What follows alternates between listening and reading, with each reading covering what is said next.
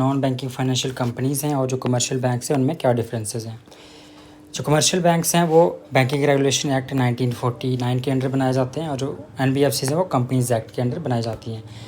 Supervise कौन करता है कमर्शियल बैंक्स को? आरबीआई। और यहाँ पे जो एनबीएफसीज हैं उनको डिपेंड करता है कि अगर वो म्यूचुअल फंड हैं तो सेबी रेगुलेट करता है, और अगर इंश्योरेंस हैं तो आईआरडीआई, जो अलग से एक अथॉरिटी है।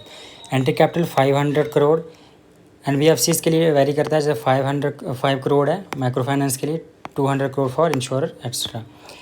नंबर्स इंपॉर्टेंट नहीं है लेकिन फिर भी 13 जो है पीएस पब्लिक सेक्टर बैंक्स हैं, 56 regional banks, 39 private banks, 44 foreign banks. NBFC जो टोटल जो है 10,000 से ज़्यादा हैं, आउट ऑफ विच जो 108 है वो डिपॉजिट टेकिंग है। एनबीएफसी जहाँ पे 2 टाइप्स की होती हैं, एक होती है डिपॉजिट टेकिंग और दूसरी नॉन डिपॉजिट टेकिंग।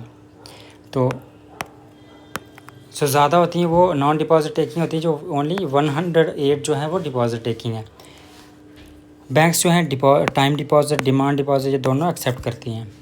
सिर्फ जो पेमेंट बैंक है वो टाइम डिपॉजिट एक्सेप्ट नहीं करता, सिर्फ डिमांड डिपॉजिट एक्सेप्ट करता है। लेकिन जो डिपॉजिट्स होते हैं वो इंश्योर्ड होते हैं अंडर DICGS एक्ट, जो इंश्योरेंस जो डिपॉजिट्स हैं उनको इंश्योर करता है, depositors insurance credit guarantee scheme.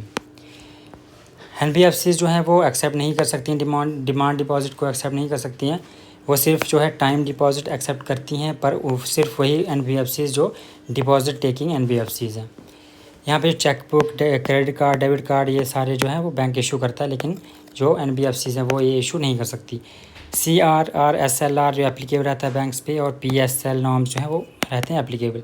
CRR यहाँ पे एप्लीकेबल नहीं होता एनबीएफसीज़ के लिए, ओनली जो SLR है वो सिर्फ जो डिपॉजिट टेकिंग एनबीएफसीज़ हैं उनके लिए एप्लीकेबल है। PSL जो नॉर्म्स है वो पहले अप्लाई नहीं होते थे, अब आरबीआई ने अलो कर दिया हुआ है, यहाँ पे इन पे अप्लाई होते हैं। बेसल नॉर्म्स ये दोनों पे अप्लाई होते हैं। यहाँ पे जो डिपॉजिट्स है जो कंज्यूमर्स का, तो डिपॉजिटर्स ने जो पैसा जमा करवाया है वो यहाँ पे शेयर मार्केट में इन्वेस्ट नहीं कर सकते बैंक, लेकिन जो एनबीएफसीज़ में जो क्लाइंट्स का जो इन्वेस्टमेंट रहती है, जो मनी रहता है, तो उनको इन्वेस्ट किया जा सकता है शेयर मार्केट में, जैसे म्यूचुअल फंड्स में, इंश्योरेंस कंपनीज़ में वो फंड कर सकते हैं। जो लोन इंटरेस्ट रेट होता है वो एज़ पर जो आरबीआई का जो मेथड होता है